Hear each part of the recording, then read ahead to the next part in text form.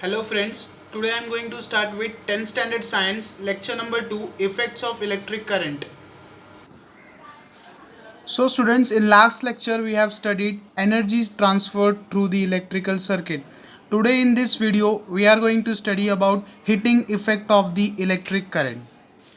So basically मैं आपको पहले बताता हूँ कि heating effect of electric current मतलब वो जो सर्किट है उसमें हीट किस तरह प्रोड्यूस होता है। तो लास्ट लेक्चर में हमने ऐसे कुछ डायग्राम देखे थे कि यहाँ पे हमारा सेल है, पॉजिटिव टर्मिनल नेगेटिव टर्मिनल, उसके बाद हमने उसको की से कनेक्ट किया है, उसके बाद हमने उसको रेजिस्टेंस से कनेक्ट किया था, उसके बाद हमने उसको वोल्ट मीटर और एमीटर से कनेक्ट किए थे। ये आपने लास्ट लेक्चर में डायग्राम में देखा था। कब? जब हमने एनर्जी ट्रांसफ़र पढ़ा था। इस कंडीशन में मैंने आपको करंट किस तरह प्रोड्यूस होता है वो भी बताया था, क्योंकि पहले जो इलेक्ट्रॉन होते हैं वो रैंडम मोशन में होते हैं। फिर जब मैं पोटेंशियल अप्लाई करता हूँ पॉजिटिव और नेगेटिव टर्मिनल, तो उस कंडीशन में क्या होता है, इलेक्ट्रॉन स्ट्रेट मोशन परफॉर्म करना स्टार्ट करते हैं और उसमें करंट प्रोड्यूस होने लगता है। करंट किस तरह रहता है, positive to negative terminal of the battery, और इलेक्ट्रॉन उसके ऑपोजिट डायरेक्शन में मूवमेंट करता है। तो इस सर्किट में दोस्तों करंट प्रोड्यूस हो चुका है। जब करंट ये रेजिस्टर की ओर जाता है, जब ये करंट रेजिस्टर की ओर जाता है तो इसमें ना हीट जनरेशन होता है। क्या जनरेशन होता है? हीट जनरेशन होता है। तो ये रेजिस्टर क्या हो जाता है, हीट हो जाता है, गर्म हो जाता है। तो इस कंडीशन में heating effect of electric current produce होता है। वो आज हम इस टॉपिक में देखने वाले हैं। कैसे? पॉजिटिव टर्मिनल से करंट जा रहा है, उस करंट में जो रेजिस्टर है उसमें हीट प्रोड्यूस कर देता है, वो रेजिस्टर गर्म हो जाता है। उस कंडीशन में हमें heating effect of electric current produce होता है। तो heating effect of electric current, यही डेफिनेशन जो मैंने आपको भी समझाया वही डेफिनेशन है उस heating effect of electric current. When a resistor is connected in a electrical circuit, when a resistor is connected in a electrical circuit, heat is produce in it due to the current. Current की वजह से क्या produce हो रहा है, heat produce हो रहा है। This is known as heating effect of electric current. Okay, so when a resistor is connected to the electrical circuit, heat is produced in it due to the due to the current. This is known as heating effect of electric current। मतलब resistance है circuit में और battery भी है, current produce हो गया है, current चल रहा है पॉजिटिव टू नेगेटिव टर्मिनल, तो इस रेजिस्टेंस में हीट प्रोड्यूस करता है। कौन प्रोड्यूस करता है? करंट प्रोड्यूस करता है। उसी को हम क्या बोलते हैं? Heating effect of electric current. तो इसमें कौन से इक्विपमेंट एक्चुअली यूज होते हैं? तो equipment such as water boiler, मैं एक इक्विपमेंट आपको बताऊंगा। Water boiler, electrical cooker, electrical bulb make use of heating effect of electric current. अब वाटर बॉयलर मतलब जो एक इलेक्ट्रिकल इक्विपमेंट है जो हम सुबह यूज़ करते हैं वाटर को हीट करने के लिए। At the time of bathing we use the water, hot water when we need in the winter, so we use that water boiler, so it will boil the water, it will heat the water in with the help of electric current। आपने देखा होगा उसका diagram कुछ इस तरह होता है। आपने उसको अपने जहाँ पे आपको जितना पानी लेना है उसमें डिप करना है, तो इलेक्ट्रिक करंट से वो क्या करेगा, वाटर को बॉयल करेगा और वाटर को हीट कर देगा। इलेक्ट्रिकल कुकर आपने देखा होगा, इलेक्ट्रिकल कुकर में हम क्या यूज़ करते हैं, heating effect of electric current produce होता है। इलेक्ट्रिकल बल्ब, मैंने डायग्राम बनाया इलेक्ट्रिकल बल्ब का। यहाँ पे इलेक्ट्रिकल बल्ब में भी हम क्या यूज़ करते हैं, क्या प्रोड्यूस होता है, heating effect of electric current. Electrical bulb में यहाँ पे स्क्रू कैप होता है, इसमें ग्लास सपोर्ट दिया गया है और इसमें ग्लास का बल्ब होता है और सोलेनॉइड का कॉइल होता है। मैं इसको अच्छे से डिस्कस करूंगा आगे कंसेप्ट में। और इसके अंदर वैक्यूम होता है, इस वैक्यूम की वजह से वहाँ पे हीट प्रोड्यूस होता है और उसमें क्या जनरेट होता है, heating effect of electric current. So ये मैंने आपको heating effect of electric current के बारे में बताया। उसमें कौन से इक्विपमेंट किस तरह यूज़ होता है मैंने वो भी बताया। Water boiler, electrical cooker, electrical bulb किस तरह यूज़ होते हैं और वो किस तरह heating effect of electric current produce करते हैं। Then third is electrical conductor having high resistivity are used here. जो भी हम इक्विपमेंट यूज़ करते हैं यहाँ पे, वहाँ पे इलेक्ट्रिकल कंडक्टर उसका जो रेजिस्टिविटी है वो बहुत ही हाई होता है। ये स्टार पॉइंट है, आपको याद रखना है, बहुत ही इंपॉर्टेंट पॉइंट है। एक्चुअली ये थियरी कंसेप्ट है, इसके लिए मैंने हैंड नोट करके एक्सप्लेन किया है। Electrical conductor having higher resistivity, resistivity जो है, रेजिस्टिविटी क्या होता है यहाँ पे, हायर होता है। Higher resistivity are used here. कोई भी कंडक्टर ले लो, उसका रेजिस्टिविटी दोस्तों हमेशा क्या होना चाहिए, हायर रहना चाहिए। तो example, coil made up on alloy nichrome is use in electrical heater, cooker as a resistor. Nichrome और एलॉय का जो भी कॉइल रहेगा वही heating effect of electric current produce करता है। वाइल टंगस्टन कहाँ पे यूज होता है, वो बल्ब में यूज होता है, are use as a electrical bulb. ठीक है, आपको पॉइंट समझ में आया। Example, coil made of an alloy nichrome is used in electrical heater cooker as a resistor, while tungsten wire is used as an electrical bulb. अब because of the current this wire gets heated to nearly how much degree Celsius? 3400 degree Celsius and emits a light. The hot water also radiates the heat at a certain extent. मैं आपको इसको explain करता हूँ। ये सारे जो points है आपके टेक्स्ट बुक के पॉइंट्स है, आपको इसको अच्छी तरीके से लिखना है और नोट्स अच्छी तरीके से बनाना है। बिकॉज ऑफ द करंट, ये जो करंट जा रहा है सर्किट से, ये करंट की वजह से वायर गेट हीटेड। जो भी वायर है, देखो मैंने थोड़ी देर पहले आपको यहाँ पे सर्किट बताया ना, ये करंट जैसे मूवमेंट कर रहा है, ये वायर हीट हो जाता है। Due to this heatness of the wire, कितने डिग्री सेल्सियस से वो हीट होता है? 3400 डिग्री सेल्सियस से वो वायर हीट हो जाता है और उसके कारण एमिट्स लाइट एमिट करता है। जैसे बल्ब में रहेगा तो वो लाइट एमिट करेगा। And hot wire also radiate heat to certain extent. अब ऑफकोर्स सी बात है, वायर गर्म हो गया, आप उसको छूने जाओगे तो आपको गर्मी महसूस होता है कि नहीं? हाँ, that is a hot wire also radiates heat, वो हीट को रेडिएट करता है। तो आप उसको सेंस के थ्रू आप उसको महसूस कर सकते हैं कि हाँ ये वायर गर्म हो चुका है। वो क्यों? वो हीट रेडिएट करता है। So because of the current the wire gets heated to nearly 3400 degree Celsius and emits light. The hot wire also radiate heat at certain extent. Okay? So ये डायग्राम है एग्जाम्पल के, मैंने आपके text book से बनाए हैं। ये coil है, सोलेनॉइड टाइप ऑफ कॉइल है, और ये बल्ब है जहाँ पे बल्ब में वैक्यूम होता है। अब आपने देखा होगा कि जैसे ही हम लाइट ऑफ करते हैं तो हमारा रूम क्या होता है? कोल्ड हो जाता है। अब लाइट ऑन करते हैं तो हॉट हो जाता है। क्यों? ये हीटनेस कौन प्रोड्यूस करता है? ये बल्ब प्रोड्यूस करता है। क्यों? जब ये बल्ब ऑफ रहता है, ये वैक्यूम कोल्ड कंडीशन में होता है। इसमें no heat, no current, no nothing, no emission of light, no emission of heat. तो ये ग्लास बल्ब है, ग्लास सपोर्ट है, इसमें टंगस्टन भी है और सोलेनॉइड टाइप ऑफ कॉइल है और ये स्क्रू कैप है। ये डायग्राम आपके टेक्स्ट बुक में भी मौजूद है, आप यहाँ से डायग्राम कॉपी भी कर सकते हैं। ओके, अब यहाँ पे जब लाइट ऑफ होता है तो ये वैक्यूम कोल्ड कंडीशन में होता है। अब जब लाइट ऑन कर दूंगा तो इसमें से हीट प्रोड्यूस होना स्टार्ट होगा, करंट होगा तो लाइट एमिट करेगा। लाइट एमिट करेगा मतलब रेडिएट भी करेगा हीट। तो इसके कारण क्या होगा? वो ये जो बल्ब होता है गर्म हो जाता है। जब भी आप बल्ब ऑन रहेगा, थोड़ी देर बाद उस बल्ब को निकालने जाओगे तो आप हॉटनेस फील करते हो। क्यों? ये वैक्यूम कंडीशन जो है इस कंडीशन में हॉट हो जाता है और ये बहुत देर तक continuously at a evening we glow the bulb till 5 to 6 hours we glow the bulb. अब ये 5 to 6 आवर जब बल्ब चलता है तो उसमें वैक्यूम में हीट प्रोडक्शन होते ही रहता है और हीट प्रोडक्शन होने के कारण अपना रूम का टेम्परेचर भी बढ़ जाता है और हमें हॉटनेस महसूस होता है। और कुछ कंडीशन में बहुत देर तक ग्लो करने से ये बल्ब फूट भी जाता है। इसका कंडीशन ये है कि हीट रेडिएशन को ये ग्लास ट्यूब संभाल नहीं पाता है, उसका टेम्परेचर बढ़ जाता है जो ग्लास के सरफेस से बाहर निकलने की कोशिश करता है और वो बल्ब फूट जाता है और शॉर्ट सर्किट हो जाता है। Okay, now the next topic is units of the electric power. अब ये इलेक्ट्रिकल पावर आपको समझ में आया? जो लास्ट लेक्चर में मैंने फॉर्मूला बनाया था, V power is equal to V into I, हमने प्रूफ भी किए थे कुछ का डेरिवेशन, वो बहुत इंपॉर्टेंट है। और ये जो heating effect of electric current है, ये 4 मार्क के लिए आपको थियरी में पूछ सकते हैं, तो आप ये सब आराम से लिख सकते हो। सो unit of electrical power is what? Unit of electrical power is what. मैंने वॉट मतलब क्या बोला, और यही वॉट भी इसका क्या है? पावर। पर वो WHAT वॉट होता है, ये WATT वॉट होता है। So unit of electrical power is what.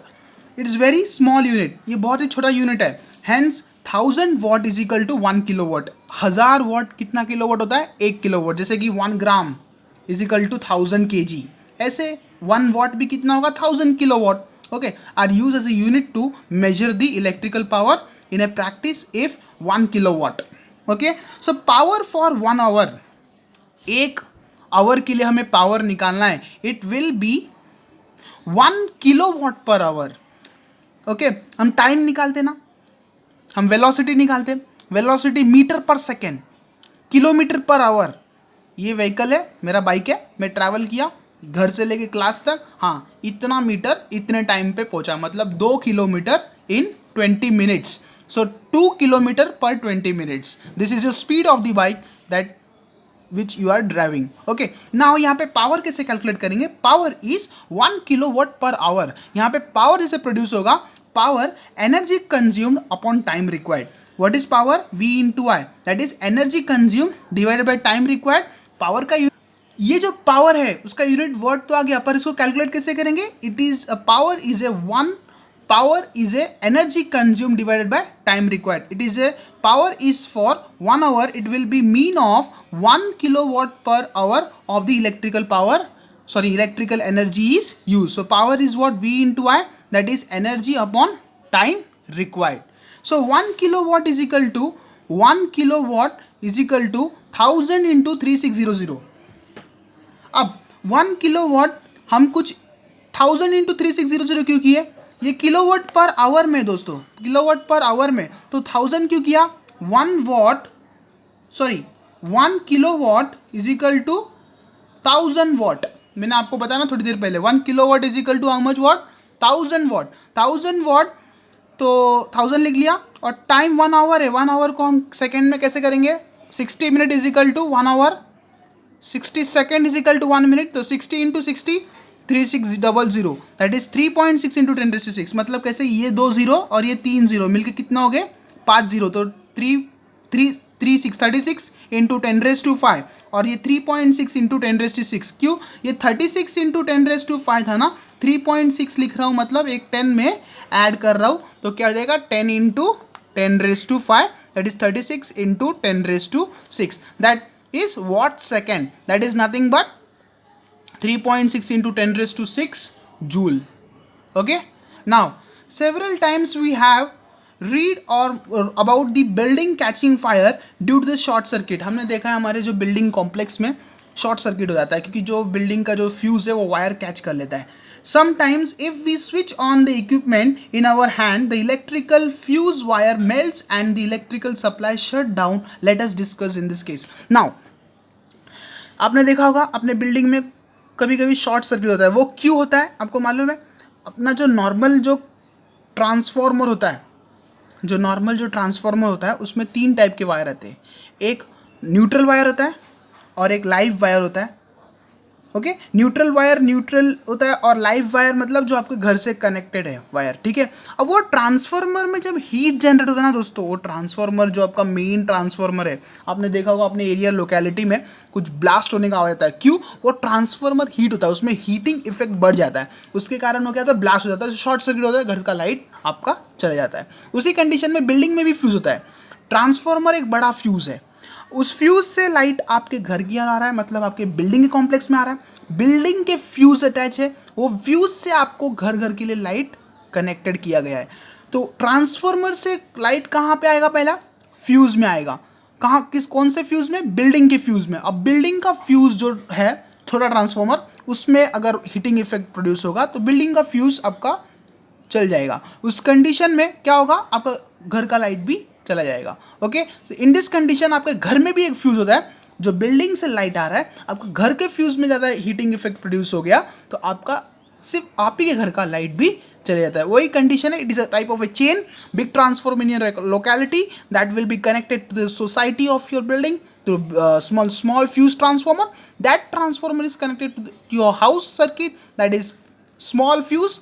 तो ये सारे चेन कनेक्टेड है. बड़ा ट्रांसफॉर्मर में कोई इफेक्ट होता है पूरे लोकेलिटी का लाइट चले जाता है. बिल्डिंग के ट्रांसफॉर्मर में कुछ इफेक्ट होता है तो पूरे बिल्डिंग का लाइट चले जाता है. और घर के ट्रांसफॉर्मर में कुछ इफेक्ट होता है, फ्यूज़ में कुछ इफेक्ट होता है, तो सिर्फ और सिर्फ आपके घर का लाइट जाता है. So home electrical connection consist of A live and neutral wire. तो आपके जो न्यूट्रल वायर और लाइव वायर जो मेन ट्रांसफॉर्मर से आपके घर की ओर आते हैं. सो live wire and neutral wire have a neutral potential of 220 volt. ये स्टार पॉइंट है, 3 स्टार दे दो ये पॉइंट को, क्योंकि जो लाइव और न्यूट्रल वायर है ना उसका वोल्टेज कितना होता है? 220. आपने सुना होगा अपना घर का जो वोल्टेज है 220 आपको घर को मिलता है, क्योंकि लाइव और न्यूट्रल वायर आपको घर से कनेक्टेड है. सो live and neutral wire have a potential difference of 220 volt. अब आपने देखा होगा अपने घर पे कुछ अर्थिंग करते हैं करंट से बचने के लिए. वो क्यों करते हैं? क्योंकि जो ट्रांसफार्मर से आपका जो करंट आ रहा है लाइव और न्यूट्रल वायर से, ठीक है, वो आपके सोसाइटी में आ रहा है. ठीक है, सोसाइटी को भी अर्थिंग करते हैं, उसके बाद घर को भी कर सकते हैं आप अर्थिंग. अब सोसाइटी में जब लाइट आ रहा है, ठीक है, सोसाइटी में कुछ क्वांटिटी ऑफ लाइट आना चाहिए, मैक्सिमम क्वांटिटी में लाइट आ रहा है, तो आपको करंट शॉक लग जाता है। उस कंडीशन में अगर आपने अर्थिंग किया होता है अपने सोसाइटी को तो आपको करंट नहीं लगता है। नेक्स्ट कंडीशन, आप अपने घर को भी अर्थिंग करते हैं, मतलब कुछ खड्डा करके उसमें कॉपर सॉल्ट विल्ट ऐड करके कोयला विला ऐड करके उसमें अर्थिंग करते हैं। अगर सोसाइटी से भी मैक्सिमम अमाउंट ऑफ करंट आपके घर की ओर आ रहा है तो आपका जो घर का कंप्यूटर्स, बड़े बड़े गैजेट्स जो आपके चल रहे, फ्रिज, एसी, वो शॉर्ट सर्किट ना हो जाए, वो अर्थिंग उसे प्रिवेंट कर देता है, उस कंडीशन में आपका जो अर्थिंग है वो बहुत ही इंपॉर्टेंट है। So earth wire is connected to ground due to the fault in the equipment of the plastic coating on the wire comes in contact with each wire and large current flows through the producing heat। अब आपने देखा होगा कि एक area में जो wire connected है और जो दूसरे एरिया में वायर कनेक्टेड है, अगर वो वायर उसके वायर के ऊपर गिर जाता है तो भी ब्लास्ट होता है। ऐसे कंडीशन रेनी सीजन में होते हैं। बहुत सारे ऐसे कंडीशन आपने देखा होगा, आपके जो बिल्डिंग में जो वायर कनेक्टेड ट्रांसफार्मर में से दूसरे बिल्डिंग में जो वायर जा रहा है। हालांकि अब तो सारे टेक्निकल कंडीशन बहुत अच्छे हो चुके हैं। पहले ज़माने की मैं बात करता हूँ, पहले जो गांव साइड में जो एरिया होता है वहाँ पे देखो एक बहुत बड़ा पोल होता है, उसमें से बहुत सारे वायर इकट्ठा होकर घरों घरों में गया होता है। उस कंडीशन में क्या होता है, एक वायर दूसरे वायर से कनेक्टेड, तीसरे वायर से कनेक्टेड। जैसे फर्स्ट रेनी सीजन का फर्स्ट डे होता है तो बहुत तेज़ी से हवा आता है, विंड बहुत ज़ोर से आता है। उस कंडीशन में एक वायर अपने एक के ऊपर एक खेलने लगते हैं, उस कंडीशन में गिरने लगते हैं एक के ऊपर एक। फिर क्या होता है, उसके कारण क्या होता है, वायर में शॉर्ट सर्किट भी हो सकता है। ऐसे इन्होंने एक्सप्लेन किया है आपको। Due to fault in equipment, if the plastic coating of the wire comes in contact with each other, a large current flows through the producing heat. वो क्यों होता है, आपने देखा होगा ना, अरे यार बारिश का सीजन हो गया, फर्स्ट बारिश में लाइट चले जाता है। जैसे ही बारिश आता है, शाम में आता है बारिश और फट के लाइट चला जाता है 1 आवर रेन गिरने के बाद। वो क्यों होता है, वायर में जो हीट प्रोडक्शन बढ़ जाता है। क्यों बढ़ जाता है, वो वायर एक दूसरे के ऊपर वायर के ऊपर गिरने के कारण से बढ़ता है, नहीं तो सिंपली हीट प्रोडक्शन भी बढ़ता है। और आपने देखा होगा कि आपका जो मैक्सिमम लाइट कट होता है ऑफिस से, उस कंडीशन में कब कट होता है, समर वेकेशन में ही कट होता है। वो क्यों दोस्तों मालूम है, अब समर वेकेशन में आप ना लाइट बहुत यूज़ करते हो क्योंकि गर्मी का दिन है, आपको लाइट की चाहिए, फैन चाहिए, एसी चाहिए, तो you are using the maximum amount of light. And in winter season light cut नहीं होता है, बिजली कट नहीं होता है। क्यों, you are using less amount of electricity. Okay और यहाँ पे समर वेकेशन में इलेक्ट्रिसिटी को कट किया जाता है क्योंकि you are using the maximum amount of electricity in summer vacation. Due to this जो आपका मेन ट्रांसफॉर्मर है वो बहुत ही दोस्तों गर्म हो जाता है। गर्म होने से अचानक से ब्लास्ट ना हो जाए, एरिया में कुछ डिफेक्ट्स ना आ जाए, इसके लिए वो लोग क्या करते हैं, समर वेकेशन में थोड़ी थोड़ी टाइमों के लिए लाइट को, इलेक्ट्रिसिटी को कट करते। But in winter season no such reason occurs. Now अब टेक्निकल कंडीशन, टेक्नोलॉजी बहुत वास्ट हो चुका है, तो अब समर वेकेशन में भी लाइट कट नहीं होता है, इलेक्ट्रिसिटी आपको अवेलेबल होल डे के लिए होता है। फिर भी आपको 1 वीक में एक बार वो लोग लाइट ऑफ करते हैं। क्यों, क्योंकि वो ट्रांसफॉर्मर ब्लास्ट ना हो जाए, क्योंकि हीटिंग इफेक्ट उसमें कम प्रोड्यूस होते रहे। Okay now next is any inflammable material such as wood, cloth, plastic etc exist around the place, it cannot catch fire. wood, cloth, plastic, it can catch the fire। बहुत, ये देखो rainy season की बात कर रहा हूँ मैं, कुछ भी हो सकता है क्योंकि वायर जब भी किसी प्लास्टिक के ऊपर गिर जाता है तो वो भी वायर को करंट कैच कर लेता है, और वो वायर कहीं और भी गिर जाए तो भी कैच करता है। इसके लिए हम बोलते हैं ना, मेरे पेरेंट्स हमें गाइड करते थे, देखो बच्चों अभी रेनी सीजन आने वाला है, स्कूल कॉलेज को रोड्स में अच्छी तरीके से जाना, कहीं पे वायर गिर ना जाए, कहीं पे कुछ ना जाए, हमारे पेरेंट्स हमें स्ट्रिक्ट रूल्स फॉलो कराते हैं। Therefore a fuse wire use as a precaution measure. As soon as high current flows in a circuit the fuse wire melts, breaks the circuit and any mishaps is avoided. Okay, इसके साथ हम एक बार revision कर लेते हैं। हाँ, एक note point आपको याद रखना है, 1 किलोवाट मतलब 1 यूनिट एनर्जी होता है। उसी का मतलब मैंने थोड़ी देर पहले बताया 3.6 × 10⁶ जूल होता है। ये 1 सेंटेंस में आपको पूछ सकते हैं। सो हम एक बार रिवीजन कर लेते हैं। तो आज हमने स्टार्ट क्या किया, heating effect of electric current. What is heating effect of electric current, मैंने आपको बताया जिससे ही करंट प्रोड्यूस होता है तो वो क्या करता है, रेजिस्टेंस को हीट कर देता है। When resistor is connected to the electrical circuit, heat is produce in it due to the current. This is known as heating effect of electric current. Equipment is water boiler, electrical cooker, electrical bulbs make use of heating effect of electric current. आपको समझ में आया? Okay, so next, electrical conductors having high resistivity are used here. जो भी conductor आप use करें उसका resistivity क्या होना चाहिए, हाई होना चाहिए। Example, coil made up of an alloy, nichrome used in the electrical heater, cooker, as a resistor, while the tungsten wire use in a bulb. यहाँ पे टंगस्टन वायर भी होता है, ठीक है, मैं लिख लेता हूँ, ठीक है, टंगस्टन वायर भी होता है। Because of the current the wire gets heated nearly about कितने डिग्री सेल्सियस हीट होता है, 3400 degree Celsius, and emits the light. Hot wire also radiates the heat to a certain extent. तो एक coil है, उसके बाद सोलेनोइड टाइप ऑफ कॉइल है, और मैंने यहाँ पे बल्ब का डायग्राम भी आपको एक्सप्लेन किया है। Okay, so next what we have seen, the unit of the power. What is the unit of the power? Unit of the power is watt, is very small unit, hence 1000 watt is equal to 1 kilowatt. 1000 watt कितना kilowatt होगा दोस्तों, 1 kilowatt is used as a unit to measure the electrical power in practice if 1 kilowatt. Okay, यहाँ पे confuse नहीं होना है, ये इसको 3 स्टार दे दो, इसको याद रखना है। Okay, so power for 1 hour will be mean of 1 kilowatt per hour of the electrical energy is used. Okay, so मैंने पावर का जो फॉर्मूला है वो लास्ट लेक्चर में एक्सप्लेन किया है, मेरा वीडियो के लास्ट लेक्चर को देखिए अच्छे से, आपको समझ में आ जाएगा। So P is equal to V into I, that is energy upon time required. 1 kilowatt पर आवर कितना होगा, 1000 इंटू 3600।